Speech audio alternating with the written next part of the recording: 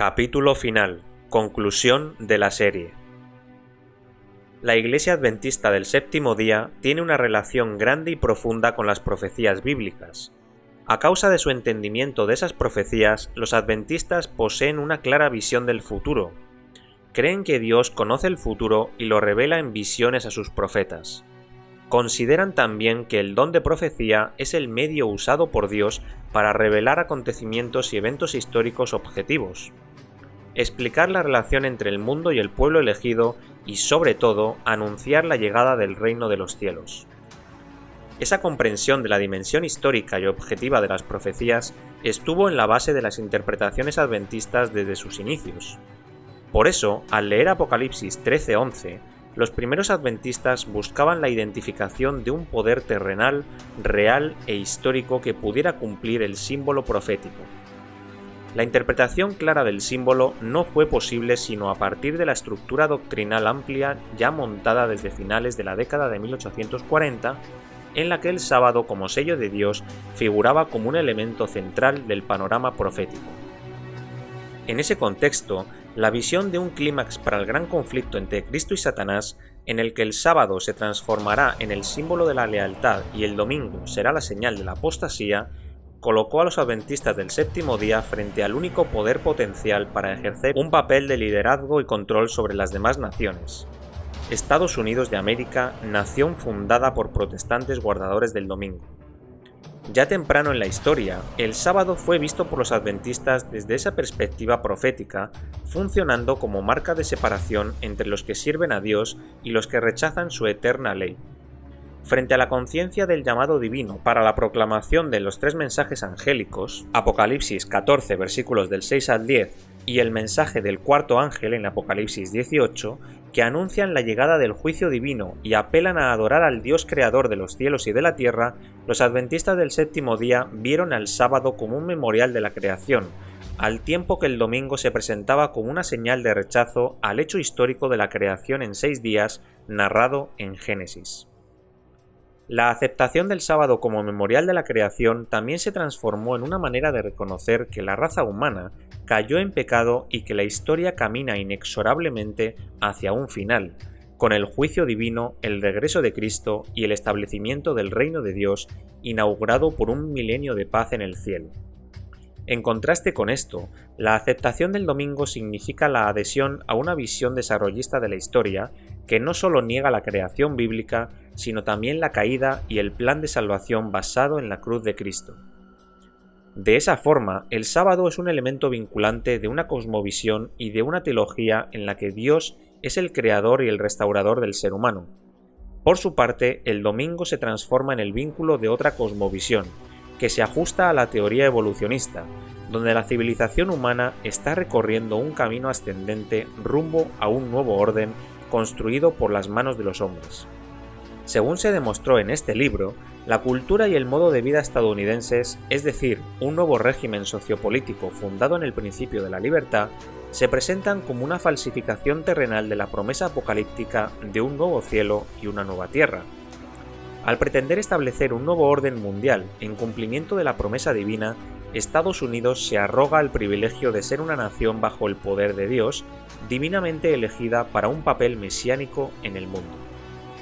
Esa vocación, de acuerdo con lo que se mostró ampliamente en este libro, no surgió por la voluntad deliberada de algún líder o predicador estadounidense. Tampoco nació con la prosperidad de esa nación ni por su proyección política sobre el resto del mundo después de la victoria en la Segunda Guerra Mundial.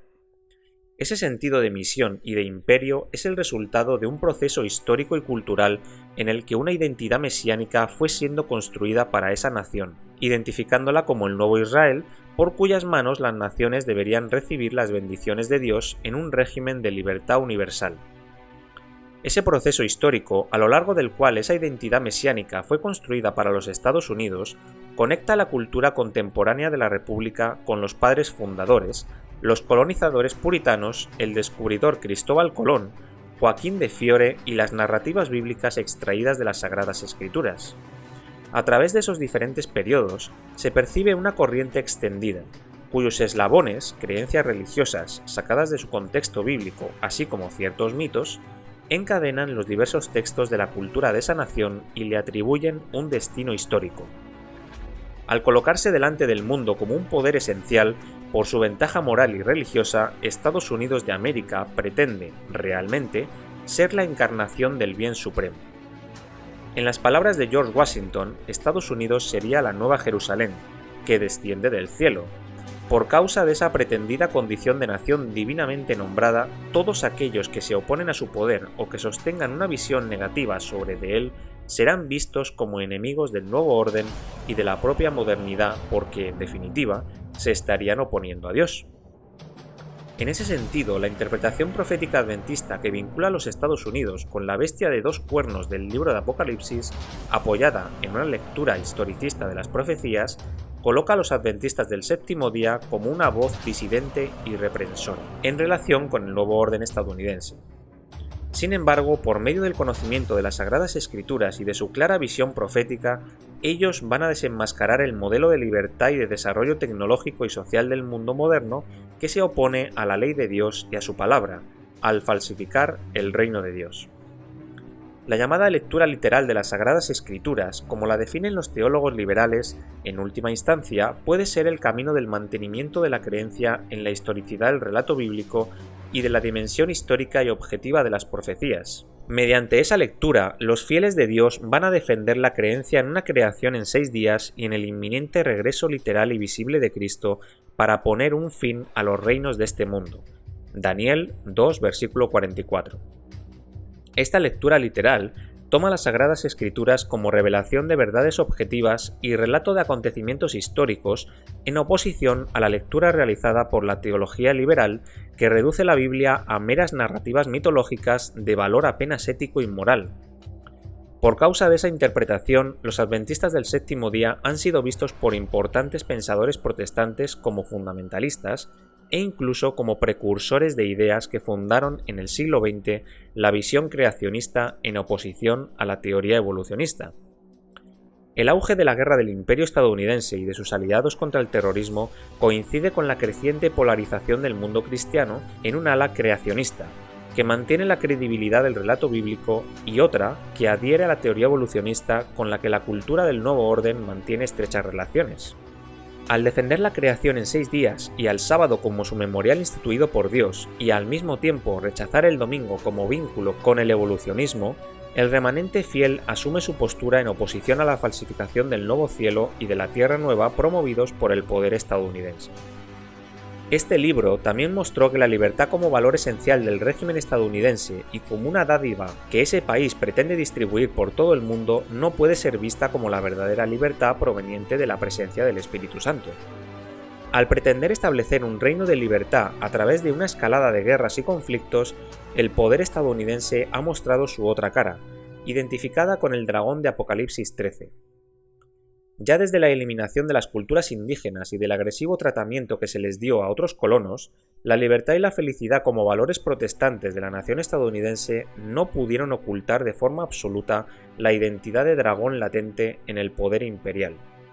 Más recientemente, la guerra contra el terrorismo ha llevado al gobierno de los Estados Unidos a tomar medidas aún más objetadas por la prensa local e internacional. Desde la concentración de los medios de comunicación y del resultante control de la información, hasta las medidas de restricción de las libertades individuales en favor de la seguridad colectiva. Estados Unidos se ha dirigido claramente hacia un cambio estructural en el estatus de la libertad como valor supremo de su régimen sociopolítico. Esos cambios hacen que sean bastante apropiadas las palabras del filósofo Slavoj Žižek, cuando dijo que el mundo está en el medio de una revolución silenciosa, en la que las reglas de la democracia y de los derechos humanos están cambiando o siendo superadas. Existen, sin embargo, cuestiones intrigantes en el contexto actual. ¿De cuánto poder económico y militar dispone Estados Unidos para continuar luchando hasta la completa aniquilación del fundamentalismo terrorista del mundo? ¿En qué medida la crisis de la economía internacional, con un epicentro estadounidense, podrá afectar el poder imperial de esa nación? Respuestas a estas cuestiones solo vendrán con el tiempo. No obstante, en la actualidad es posible constatar clara y obviamente que el mundo y esa nación caminan en la dirección específica a la que apuntan las profecías de la palabra de Dios. A lo largo de la historia, Estados Unidos atravesó diferentes crisis. En la década de 1930, como consecuencia de la Gran Depresión de la economía estadounidense, el mundo pasó por la peor crisis del capitalismo. 20 años después, durante la Segunda Guerra Mundial, el país consiguió superar la crisis y entró en una nueva fase de crecimiento. Entre las décadas de 1960 y 1980, Estados Unidos atravesó una crisis no económica, sino de poder sociopolítico frente a la competencia por parte de la Unión Soviética. El desenlace de la llamada Guerra Fría, con la caída del muro de Berlín en 1989 y el consecuente desmantelamiento del régimen comunista en el este europeo, impulsó en el país una nueva fase de crecimiento y de prestigio internacional, cuyo auge se dio en la década de 1990. En la actualidad, la crisis de la economía y el poder estadounidenses tiene dos características evidentes. La nación enfrenta un claro estancamiento e incluso una retracción de su economía, al mismo tiempo que otras naciones continúan creciendo. Por lo tanto, estas constituyen una amenaza a la prolongada superioridad del poder estadounidense en el mundo. Pero independientemente del futuro desenlace de la crisis económica y de posibles sorpresas y variables que puedan surgir en el escenario global, Estados Unidos de América continúa siendo un imperio en diversos aspectos. Los valores y los principios de la economía y del capitalismo estadounidenses están en la base del crecimiento de los países emergentes. Esas naciones solo crecieron en las últimas décadas en la medida en que abrieron sus economías al modelo occidental de desarrollo promovido por los Estados Unidos. Además de esto, la continuidad del crecimiento de muchas de ellas depende no solo del capital, buena parte de origen estadounidense, sino también del consumo de una parcela de sus productos por parte de la población de aquel país, todavía el mayor mercado consumidor. En este sentido, los valores de mercado y de economía estadounidenses diseminados por el mundo son lo que alimenta el crecimiento de esos países. Eso mantiene el estatus de esa nación como el imperio del capitalismo y de la economía global. Por ahora, ninguna gran nación puede jactarse de ser un imperio de derechos y de justicia como los Estados Unidos. Por causa de los principios bíblicos y cristianos atesorados en el fundamento de esa nación, como dice Karen Armstrong, ese país se constituye en un eficiente régimen sociocultural y humano promotor de la justicia y de los derechos individuales. Incluso las revoluciones vividas por las naciones europeas, que defendieron y mantienen un ideario de derechos humanos y de modernidad, solo buscaron transformarse en naciones libres siguiendo la línea de la Revolución de Estados Unidos. Por eso, se la considera a esta la madre de todas las revoluciones modernas. De esa forma, el régimen de libertad y de derechos humanos que hoy se disemina por el mundo, conquistando incluso naciones islámicas de Medio Oriente, tiene su origen en la cultura estadounidense. Esto proyecta al país como un inigualable imperio de derecho y de justicia incluso en este siglo. La genialidad pragmática y la inventiva de la cultura estadounidense también han sustentado el rol de imperio tecnológico de esa nación, que tiene intereses en la mayoría de las tecnologías hoy consideradas esenciales para la vida en la Tierra, desde Internet hasta los medios de comunicación y el cine. La lengua y la comunicación son instrumentos de poder y de hegemonía. El inglés, idioma del imperio estadounidense, se impuso como predominante en la aldea global por sobre todas las otras lenguas. En las más diversas relaciones, tanto personales como comerciales y jurídicas, la lengua del imperio se transformó en una especie de mediadora entre los más variados tipos de relaciones internacionales. Esto también proyecta la cultura del imperio como internacionalmente hegemónica. La producción cultural y tecnológica del imperio se destaca sobre las demás naciones. Desde el cine, la literatura y la ficción, el periodismo, el marketing y la propaganda, la radio, la televisión e Internet, los diversos productos culturales estadounidenses funcionan alrededor del mundo como piezas publicitarias de sus valores y de su cultura. En 2011 fue el uso de las tecnologías de comunicación como el celular e Internet lo que impulsó las revoluciones en el mundo árabe, con la consecuente caída de regímenes totalitarios en varios países. Eso también hace de los Estados Unidos un imperio de cultura, tecnología y estrategias comunicacionales. Bajo la perspectiva de este análisis, no es fácil vislumbrar en el horizonte de las culturas contemporáneas a una nación que pueda exhibir una trayectoria de crecimiento en esos más diversos aspectos a fin de rivalizar con los Estados Unidos. Aunque haya naciones consideradas como imperios económicos, ellas no han logrado transformarse en imperios de derechos y de libertad, ni han mostrado la misma habilidad en difundir globalmente sus valores culturales y su idioma como lo ha hecho el imperio estadounidense. En el mundo moderno, el poder de la economía es predominante, pero no se puede olvidar que el poder final de decisión siempre está en manos de las personas, y las personas nunca dejarán de preferir naciones libres por sobre naciones represoras.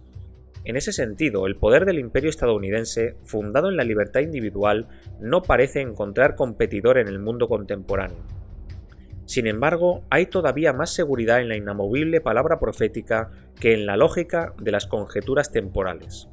Los imperios revelados en las profecías cumplirán de forma inequívoca la trayectoria que estaba delineada para ellos en los planes divinos. Ninguno puede levantarse, mantenerse o caer antes o después del plazo establecido por Dios, el Señor de la historia. Hablando de las naciones modernas representadas en los pies de la estatua vista por el rey Nabucodonosor, siendo unas débiles y otras fuertes, el profeta Daniel dice: «Y en los días de estos reyes, el Dios del cielo levantará un reino que no será jamás destruido. El reino de Dios desmenuzará y consumirá a todos estos reinos, incluso al imperio estadounidense, mas permanecerá para siempre». Daniel capítulo 2, versículo 44. Y con esto ponemos fin a una nueva serie en el canal, en este caso El Último Imperio, en la que, como sabéis, hemos tratado acerca de Apocalipsis 13, acerca de esas profecías que se vienen cumpliendo en la nación de Estados Unidos y acerca de cómo esta nación, desde su nacimiento hasta lo que vemos hoy en día, ha ido cumpliendo esa profecía de Apocalipsis de esa bestia de 2 cuernos que finalmente dará poder a la otra bestia que será el papado, con el fin de engañar a todas las naciones y preparar a la gente para la llegada del anticristo un año antes de esa gloriosa segunda venida de Jesús. Espero de verdad que os haya encantado esta serie. Como sabéis, es la segunda serie que termina en el canal. La primera, como sabéis, fue la titulada Mil caerán, que habla del testimonio de esa familia adventista que vivió en la Alemania de Hitler. La verdad que os la recomiendo muchísimo, es la serie ahora mismo más vista en el canal, creo que es una serie realmente arrebatadora, es un testimonio muy muy fuerte y que realmente merece la pena revisar, merece la pena escuchar. Por mi parte fue un placer, al igual que esta serie que acabamos de terminar, tanto grabar como editar, y me alegra que la hayáis apoyado tanto. Os agradezco muchísimo, primeramente a Dios, por supuesto, por haber hecho posible esta serie, por hacer posible todos los vídeos que estamos haciendo en el canal, y por supuesto a vosotros por estar ahí apoyando día tras día, no solo las matutinas, sino también todas las series que estamos llevando en el canal. Por supuesto, haber apoyado tanto esta, soy consciente de que tiene muchísimos datos, ha tenido muchos nombres, muchas fechas. Es una serie histórica, al fin y al cabo, entonces para muchas personas entiendo que es pesada. Algunos vídeos han sido largos, pero de verdad que no tiene ningún desperdicio el poder revisar todos los vídeos de principio a fin, porque hay muchos datos que yo tampoco conocía y con los que me he sorprendido y con los que he disfrutado aprendiéndolos, ¿no? Así que, una vez más, muchísimas gracias. No os preocupéis porque después de esta serie va a venir otra titulada El misterio de la profecía. Lo podréis ver ahora mismo en pantalla de qué libro os estoy hablando. Una serie que también me está resultando súper interesante y en la que vamos a aprender también acerca de profecía. Vamos a aprender de todo lo que está ocurriendo en el mundo actualmente y vamos a comprender realmente el porqué de las cosas que están ocurriendo y cuál es ese fin profético que nos declara las Sagradas Escrituras. Así que sin más, me despido, un abrazo enorme a todos, no os preocupéis porque la nueva serie llegará muy muy pronto. Os invito, como siempre, a que apoyéis los vídeos. Sabéis que YouTube, cuantos más likes dejéis en los vídeos, va a poner los vídeos en una posición más alta y mucha más gente podrá verlos. Como siempre también os animo a suscribiros al canal para que podáis estar al tanto de todas las novedades que vamos subiendo, no solo de las matutinas diarias, como digo, sino también de los vídeos principales de las series que están en activo. Así que os animo a poder seguir con el canal, a seguir estudiando vosotros individualmente en vuestras casas para poder comprender todo el mensaje y sin más os mando un abrazo enorme y que Dios os bendiga.